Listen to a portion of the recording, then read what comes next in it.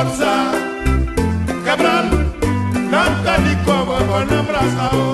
and welcome to the Cadre Journal. I'm Joseph. And I'm Eric.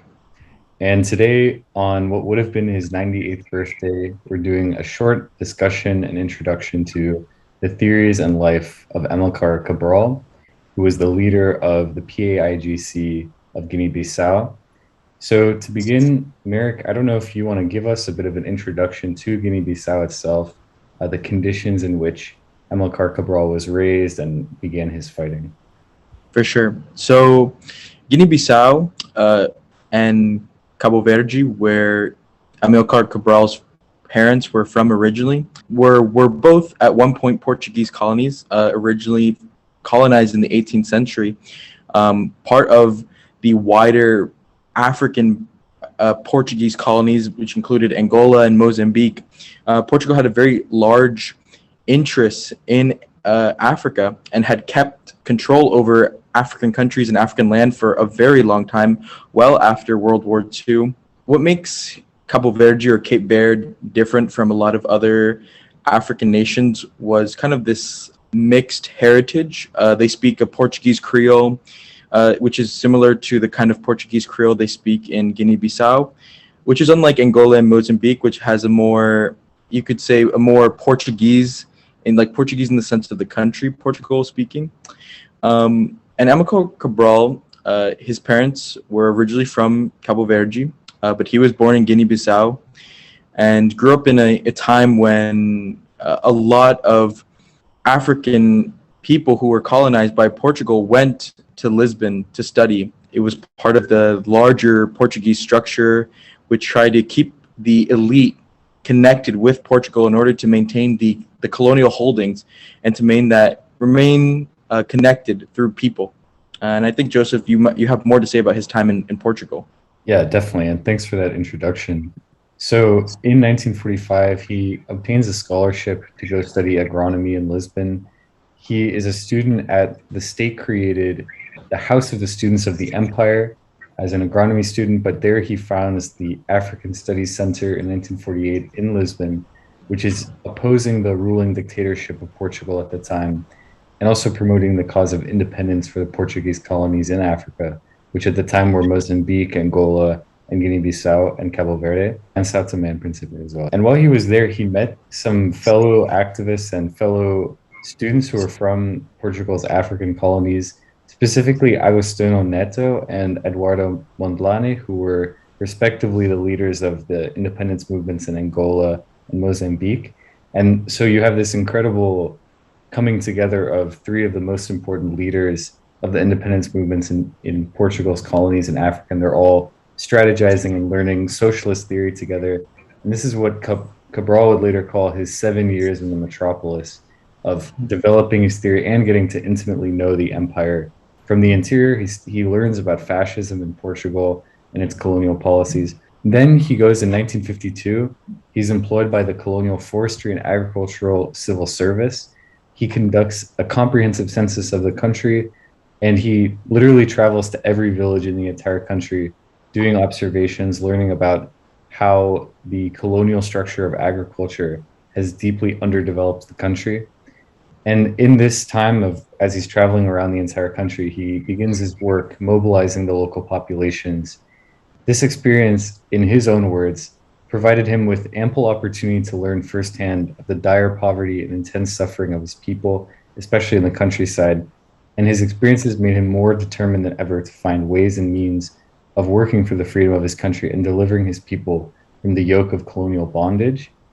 So what he was also doing, I think, is also very interesting to study, that he was studying his country's soil topography and crop production, which he observed was organized on the basis of an imperialist single crop economy.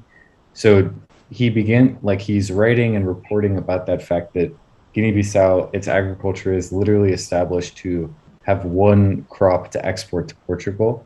And that's literally all that it's for. A really interesting point within this time that he's employed is that he goes in 1955 and participates in the Bandung Conference. So he's meeting a lot of other anti-colonial theorists and activists of the time. And while he's studying the agriculture and topography of he gets into a lot of conflict with the governor of the colony because he's been organizing so many of his fellow activists and especially anti-colonial activists. And the governor transfers him for a short period to Angola, where he helps found the MPLA with Agostinho Neto, who he had met in Portugal, which would then go on to be, to still to this day, the Liberation Party of Angola. And then in 1956, he establishes the African Party for the Independence of Guinea and Cabo Verde, which is the PAIGC. Having spent his first years doing political work in the cities, the PAIGC would then, after 1959, focus extensively on the countryside. And in 1963, the PAIGC begins an armed guerrilla insurgency. Within 10 years, it achieves control over most of Guinea's territory and declares independence. In 1971, Cabral had argued for the creation of a people's assembly that could organize and run the independent Guinea, but unfortunately he wouldn't be able to live to see that. On the 20th of January 1973, just months before the victory of the national liberation struggle, he was assassinated. And it's speculated as to who assassinated him. It is very likely with the help of Portuguese agents operating within the PAIGC itself, although there are a lot of rumors that it was carried out by agents of the Aginter Press, which was Portugal's branch of Gladio, which was a kind of US NATO paramilitary organization at the time that would have been operating and doing these counterinsurgency, really anti-liberation assassinations. So that's kind of an introduction to his biography.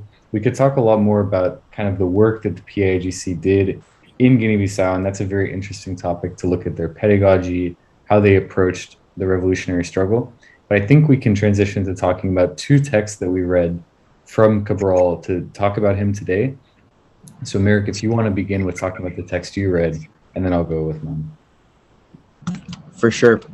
So I read the Nationalist Movements of Portuguese Colonies. It was an address to the CONGC, which was essentially a meeting of the different liberation struggles going on in Africa against Portuguese colonialism. So the MPLA, Frelimo, PAIGC, and the party from São Tomé were all there in attendance in varying degrees.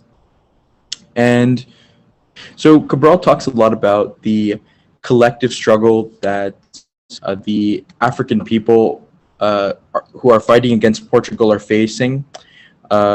He tries to tie the history of their struggle together, and beyond that, he also tries to tie their struggle with other struggles, such as the struggle in Vietnam, the struggle in Palestine, the struggle of even Black African Americans. So he tries to really have an international analysis of anti-colonialism and anti-imperialism, and it's kind of this, driving speech to get people to work together to see the larger issue at hand and to create unity and solidarity.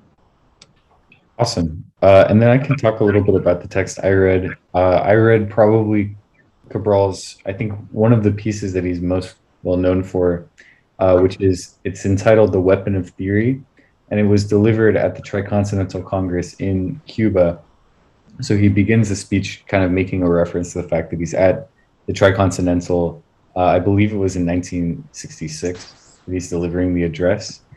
So he starts, and I would kind of divide this speech or this essay, it's been converted into an essay format, into a couple different sections.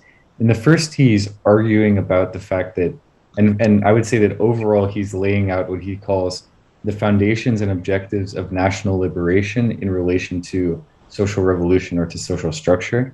So the theme of the essay is kind of talking about the role national liberation plays in a socialist revolution or anti-colonial revolution. Then he starts by kind of talking about the fact that there's an attempt to convince colonized people that they didn't have a history before colonialism. So he says, what that leads to a general discussion within the context of like socialism as well is the fact that some say even before class struggle as such, there was no history of colonized people, that only now there's like a history within class struggle. So he says, this history began only with the development of the phenomenon of class and consequently of class struggle. And so he's trying to assert to the audience that colonized peoples, especially at the Tricontinental Congress, have had their own history before imperialism. But now, of course, the introduction of imperialism, which he defines as a worldwide expression of the search for profits and the ever increasing accumulation of surplus value by monopoly financial capital. That imposition of imperialism has led to the necessity to reassert the validity of the history before imperialism of people who were colonized. And that's kind of the whole point of national liberation struggle, is asserting the fact that there was a history, there will be a history in the future. And he says, the colonialists usually say that it was they who brought us into history. Today we show that this is not so. They made us leave our history to follow them right at the back, to follow the progress of their history. Today, in taking up arms to liberate ourselves, in following the examples of other peoples to liberate themselves, we want to return to our history on our own feet, by our own means and through our own sacrifices. The second section is discussing how imperialism kind of preempted the independent history and how anti-imperial struggle can bring that history back. Then he dedicates the third section to talking about neocolonialism. It's a really interesting section where he's discussing how he says, in the case of neocolonialism, the imperialist action takes the form of creating a local bourgeoisie or a pseudo-bourgeoisie controlled by the ruling class of the dominating country. And he sees the struggle against neocolonialism as the next phase of national liberation struggle after direct colonial rule has been cut off by political independence. And then he talks about the fact that then the fourth section is kind of clarifying what is national liberation. He says, we can state that national liberation is the phenomenon in which a given socioeconomic whole rejects the negation of its historical process. In other words, the national liberation of a people is the regaining of the historical personality of that people, its return to history through the destruction of the imperialist domination to which it was subjected.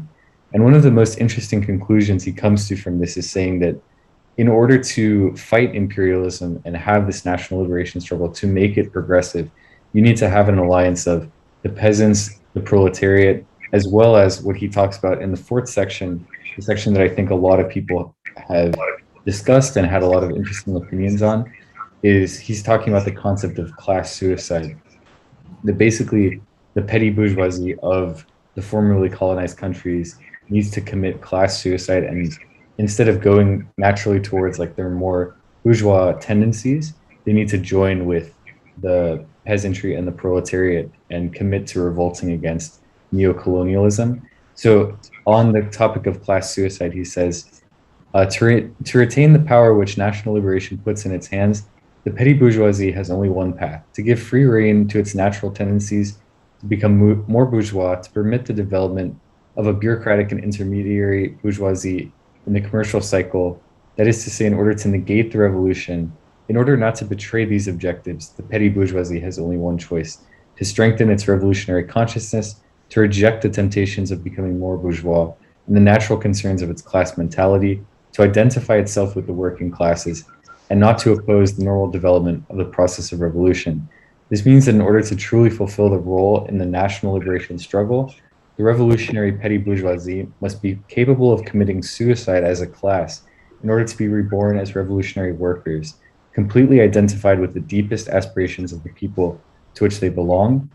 And then his final statement on this is to say, this alternative, to betray the revolution or to commit suicide as a class, constitutes the dilemma of the petty bourgeoisie in the general framework of the national liberation struggle. And he positively quotes what Fidel Castro had called the development of revolutionary consciousness amongst the petty bourgeoisie. I think we can relate that, as we were talking at the beginning, to his own origin as someone who is going to become an agronomist in the metropolitan capital. He was not going to be with the working class, but he had an active revolutionary consciousness when he went to Portugal and kind of developed this consciousness. And we would see this in the PAIGC's program over time, that they would encourage a lot of petty bourgeois people to become militants, to become teachers, to use the skills they developed in a petty bourgeois institution or setting and devote them to national liberation. So that's the summary of that second text that we read, and we can discuss them both a little bit. I don't know if you have any thoughts on his discussions of class suicide, of national liberation, I think that text is really, honestly, one of the most incredible, inspiring pieces I've ever read. It really gets positively cited in a lot of different disciplines in trying to theorize what like a national liberation Marxism looks like. So yeah, any thoughts on that text? Yeah, for sure. So I read another one of his texts kind of a while ago, and I read it in Portuguese. So I forgot to mention it before, but I read a text called Liberation, National Liberation and Culture. Sorry, Liberação Nacional e Cultural.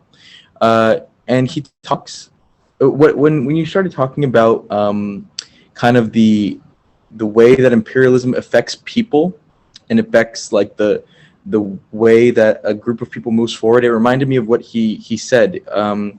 He said the principal characteristic of any kind of imperialist domination is the negation of the historical development of the oppressed people by means of the violent takeover of the free process of the development of the productive forces. And it just kind of reminded me that, you know, imperialism is this very dynamic and destructive element. And not only does it destroy our social and cultural relations with each other, but it of course principally destroys our economic relations with each other and our relationship with our natural resources.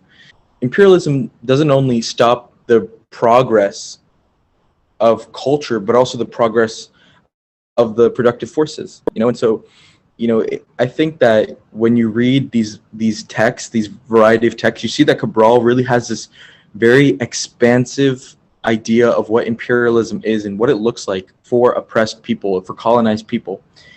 And I feel like as you read through, you get a much deeper connection with the history and the reality of imperialism, just how broadly it affects people, I would say.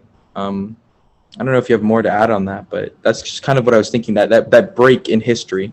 Yeah, I think what you mentioned is really important. That is a really big factor in this text, theory, the weapon of theory, when he's defining imperialism. He actually talks quite a bit about the role that imperialism played in hindering or preventing the development of productive forces as it naturally would occur. So I just want to read this quote where he says, "The important thing for our peoples is to know whether imperialism and its role as capital in action has fulfilled in our countries its historical mission, the acceleration of the process of development of the productive forces and their transformation in the sense of increasing complexity in the means of production." And then he concludes that it's very obvious that imperialist capital has not remotely fulfilled the historical mission carried out by capital in the countries of accumulation. So it's very interesting to also observe what he's saying, that imperialism isn't like capitalism in a country like Portugal, which he would have observed, which has developed the productive forces to the nature of, as he also says, dividing the bourgeoisie from the proletariat.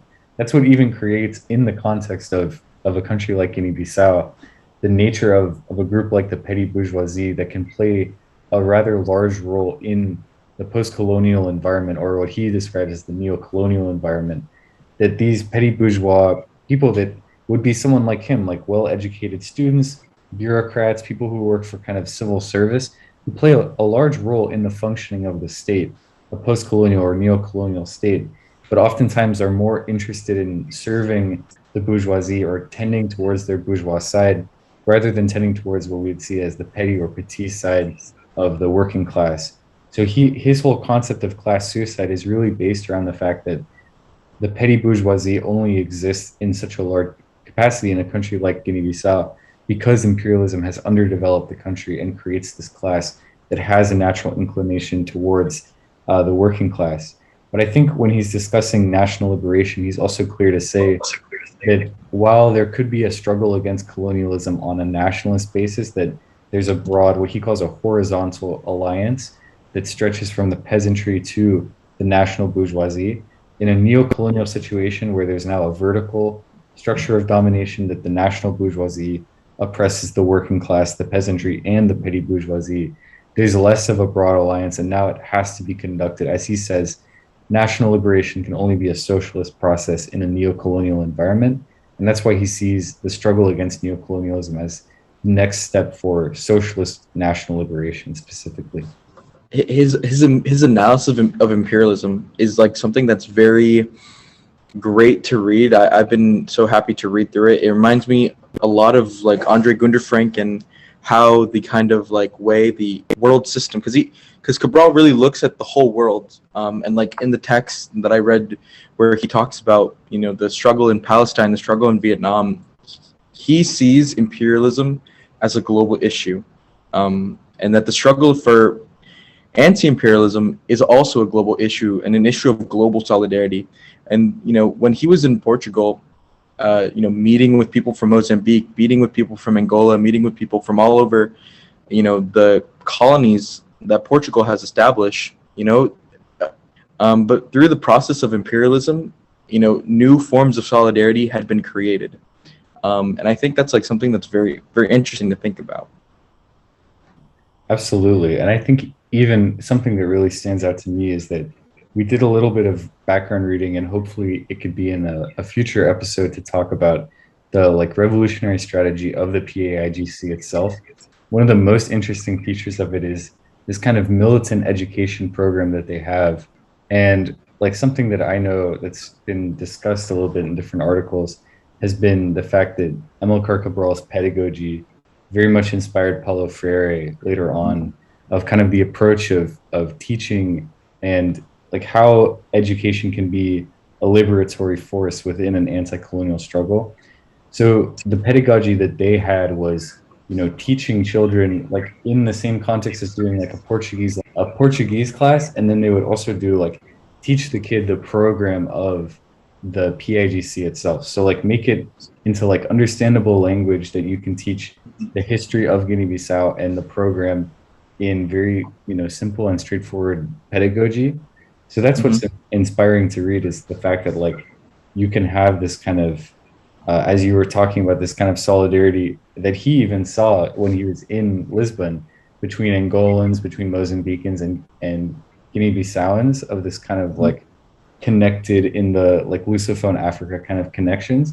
And then when he goes to Angola, he's finding that exact same sort of struggle is very interconnected there. And I think that all relates to what you were mentioning with national liberation and culture. Also another excellent writing of his, that what he was really about was kind of uncovering the fact that colonialism and imperialism, of one of, you know, of all the atrocities that they had conducted, was covering up the history of these countries, of expressing that they didn't have a culture, that there was no kind of like, you know, culture. And sometimes I think even as, you know, people who are opposed to colonialism or to imperialism, there's a desire to say like, well, you know, colonialism has occurred.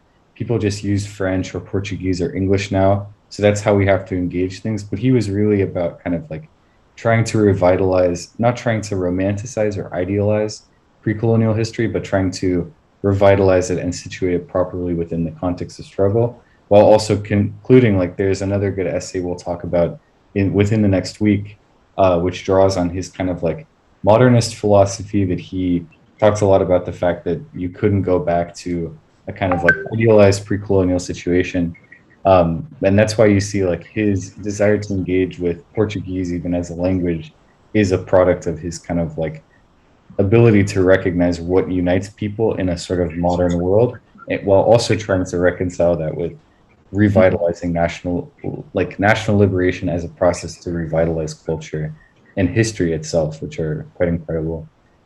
To mention very quickly, like him going to the Bandung conference, and he also has quite a bit of writing about like the non-aligned movement, and I feel like, you know, it really, the way that he explains it is that, you know, instead of it being against one block or another, what it's really about is giving autonomy and giving the, you know, power for, you know, colonized people to make a decision about how they want to run their countries.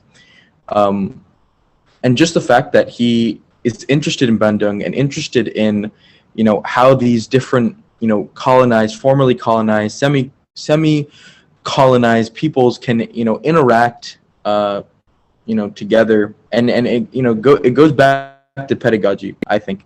You know, how do we learn about imperialism? How do we learn about the history, you know, collective history? Where do we start with? Where do we go? I think, you know, they all tie together and they all connect.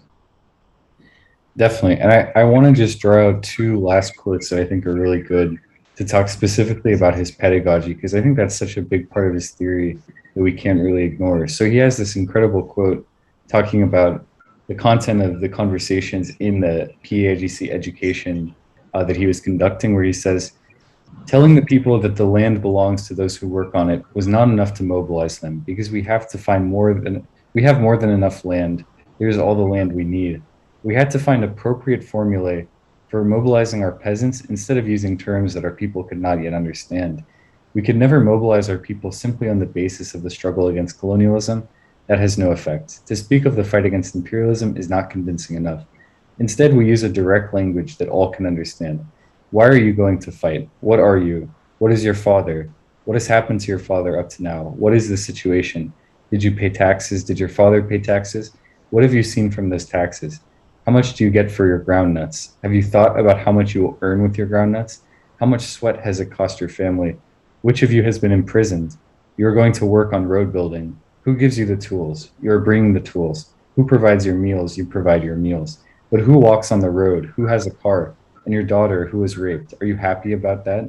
So this kind of direct language that he used to engage the peasantry and to engage people that they were trying to liberate, but he couldn't just mobilize them simply by using abstract language around imperialism.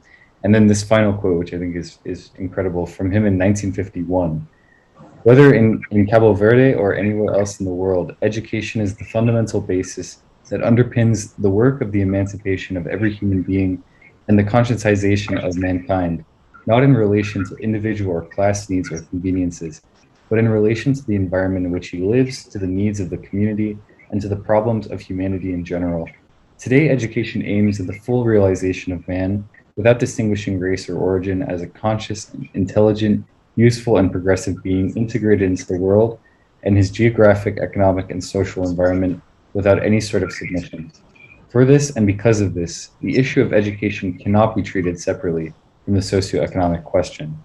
So this is the kind of pedagogy that he had, and I think this really informed Paulo Freire, of course, so much, but even informs us about like our desire to teach about imperialism and about colonialism, rather than using such abstract and complicated terminology. Of course, that theory is very important, but as he says, theory as a weapon has to also be primed and sharpened to have the most direct impact. It's blunted if it's used in this abstract, inconvenient language that doesn't immediately have an impact. And I think by that series of questions, you can see the kinds of things he was trying to draw out, like who has ownership, who works, but even more than that, like have you thought about your family? Have you thought about the conditions of the people you care about who live under colonialism? That was the way that he got people to care, to fight against colonialism and imperialism. Yeah, and talking about Paulo Freire and the pedagogy of the oppressed, Paulo Freire talks quite a bit about the use of dialogue and the kind of counter to the system of just pure memorization. You read a book and you memorize it. He's really interested in how dialogue and how communication is a tool for oppressed people to not only liberate themselves but also learn and to develop ways of learning and thinking. And when I heard Cabral's questioning and the PAIGC's questioning and how they interacted with people in the in the field, it just reminds me of that critical, essential point of dialogue. And I think in a lot of ways, Cadre is based on the Cadre Journal is based on that idea of dialogue as a form of education and dialogue as a form of liberation, really. And I feel like as we read through these and we think about what those questions really mean for those people in that time period in that certain place, for colonized people, even today, there's so much to be learned and so much to grow from just that idea of dialogue. Definitely. I think that's a really good point to kind of wrap this discussion up on, is kind of interpreting Cabral's legacy for everything that we're interested in doing. So thank you so much for watching. Thanks for listening. Merrick, thanks so much again for helping us kind of explicate Amilcar Cabral a little bit more. And it was a pleasure kind of doing this discussion. Hopefully we can do more of these in the future. Yes. Always a pleasure to talk about some great leaders. Yeah, absolutely. All right, cool. Have a good one.